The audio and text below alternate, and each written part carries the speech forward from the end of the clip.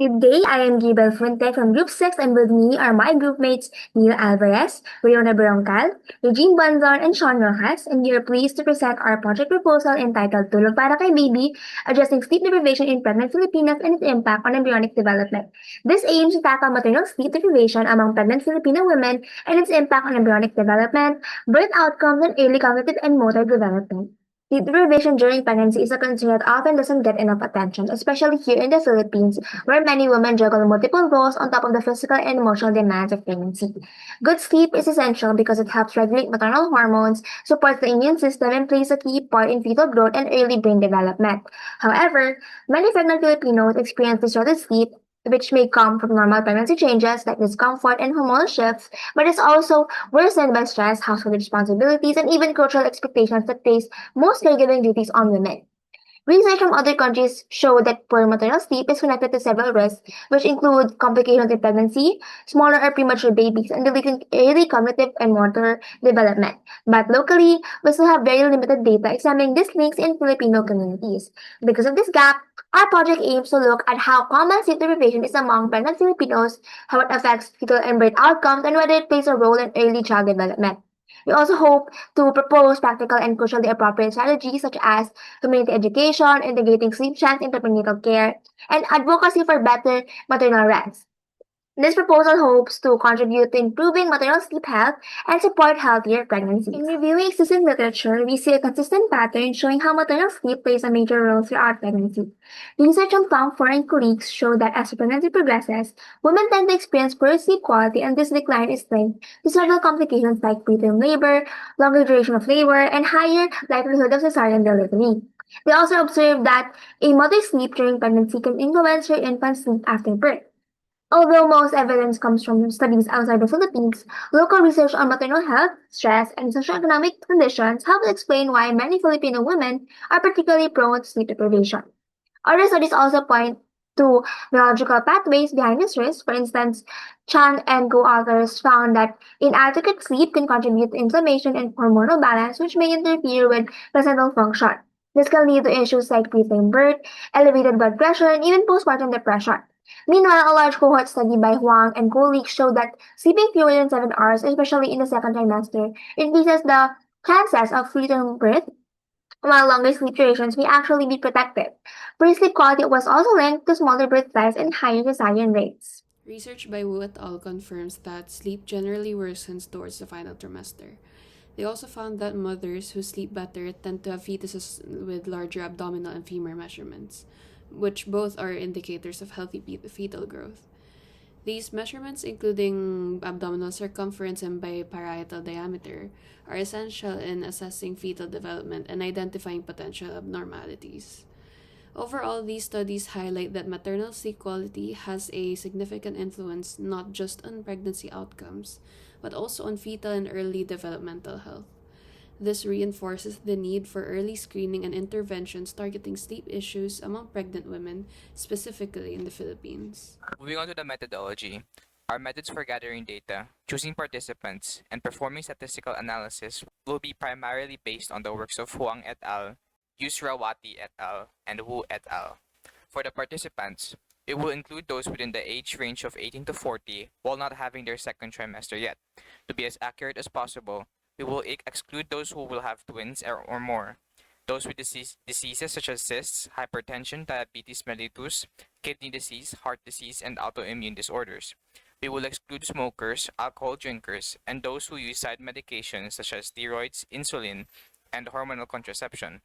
Those with abnormalities detected in the fetus will also be excluded from the study. Approval from the ethics committee of the hospital we will be gathering data in and consent of the woman will be acquired first before proceeding. For the methods to gather sleep quality and fetus measurements, we will be using the Pittsburgh Sleep Quality Index and the B ultrasound examination. The Pittsburgh Sleep Quality Index is a widely used subjective measure of sleep quality.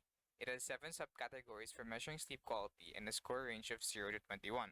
Scores of below or equal to 5 indicate good sleep quality, while those above indicate poor sleep quality. For the B ultrasound examination, it will be conducted by an obstetrician to measure 5 parts of the fetus: the head circumference, biparietal diameter, abdominal circumference, humerus length, and the femur length of the fetus will be taken 3 times during the second trimester, the third trimester, and just before birth. Final sample size will be calculated using power analysis and sample size software to ensure that significant differences will be detected if present. Data collected during the span of the study will be organized depending if they are categorical or numerical. Categorical data, such as lifestyle status frequencies, will be expressed in exact values or percentages. Conversely, numerical data, such as age, number of hours slept, and fetal measurements, will be simplified and expressed in terms of means and standard deviations. For data analysis, the general linear model will be utilized to determine the association of PSQI ratings with ultrasound measurements. Furthermore, covariance analysis will be used to determine if maternal sleep quality truly has an impact on the development of the fetus. The program Microsoft Excel will be utilized to assist with the computation and analysis of outcomes. Following the completion of the study, the participants, as well as other willing individuals, will be invited for a Tulog Para Kay Baby seminar involving the effects of maternal sleep on physical fetal development based on study findings to help inform the community about the significance of quality sleep in pregnant women.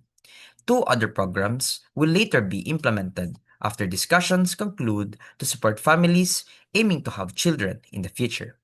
One is a family education session aiming to brief partners or families on proper family planning to ensure that various factors such as socioeconomic stability are first considered before having children so that expectant mothers can have proper rest. The other program is a sleep hygiene workshop which emphasizes the importance of sleep on infant development with guides on relaxation techniques and safe sleep positions. The researchers aim to implement these two programs to apply the implications of study findings, establish its relevance, and help the local community. This is our general conceptual framework for the study, starting off with the participant criteria. The study will include healthy 18 to 40-year-old pregnant women prior to or during their second trimester, screened to only conceive one baby without fertility aids. Next is the measurement of the independent variable, which is maternal sleep via PSQI. If PSQI rating is less or equal to 5, their sleep quality will be deemed good. A rating above 5 will indicate bad sleep quality. Next is the measurement of the dependent variable or the effect on embryonic development. This will include the 5 fetal measurements done during the second and third trimesters, as well as month 8. Some confounding variables that will be difficult to control include lifestyle, mental health factors, environment, and maternal factors such as age. Lastly is the statistical analysis of numerical and categorical data using the general linear model with analysis of covariance. Table 1 shows the demographic characteristics of the mothers included in the study. It contains information such as age, gravidity, parity, education, employment status, residence pre-pregnancy, BMI, smoking or alcohol intake, and major comorbidities. These variables help establish the baseline profile of the mothers before analyzing fetal growth outcomes. In this section of the results, we will be able to find the fetal growth measurements taken at the second trimester, third trimester, and before the birth of the fetus. Tables 2 to 4 will contain the aforementioned raw data including each reading trial and their averages, with Table 4 having an additional column for the birth weight. Table 5 will contain a summary of the averages per fetal growth measurement parameter at the different stages as observed in the previous three tables. These graphs show the fetal growth curves based on standard biometric measurements such as biparietal diameter, head circumference, abdominal circumference, femur length, and humerus length. Percentile curves illustrate how growth progresses from week 13 to week 27, forming a linear upward pattern that is typical for second trimester development. Seen in Figure 2 are samples of the ANCOVA results for each fetal growth measurement measured at birth.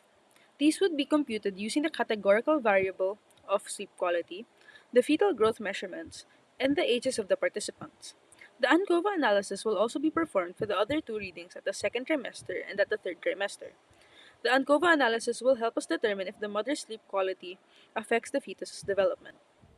The first 2 to 3 months are assigned to the writing of the proposal, getting ethics approval, and securing partnerships and permits. Once it gets approved and we receive the permits, we begin recruiting for participants and then starting the PSQI sleep assessment. Ultrasound fetal biometrics are recorded in the second and third trimesters.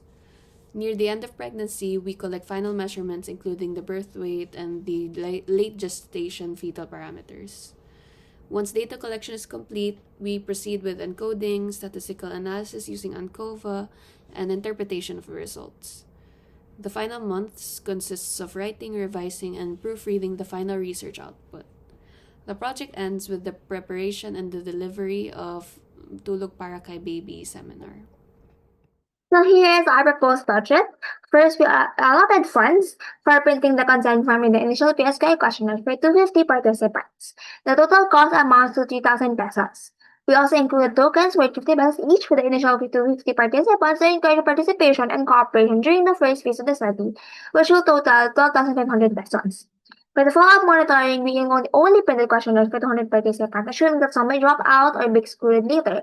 The follow-up PSQI will be administered 2 more times after the initial, and will result in 1,600 pesos. The biggest expense is the ultrasound sessions, which are required 3 times across pregnancy. The ultrasound will cost 200 pesos per session for 200 participants, totaling to 150,000 pesos. To apply our findings in the community, we will conduct a sleep hygiene workshop. We allotted 7,500 pesos for the workshop materials such as mats, handout, and instructional cards. We also included 1,000 pesos for the venue. For participants and community attendees, we will provide snacks for 50 pesos each for 200 people, totaling to 12,500 pesos, and a token and 100 pesos token for pilot participants and attendees amounting to 20,000 pesos. Overall, the grand total of the proposed budget is 210,100 pesos. This budget ensures proper data collection, participant support, and community education, reinforcing both ethical research practices and local public health benefits. So that is it for our project proposal. Thank you for listening.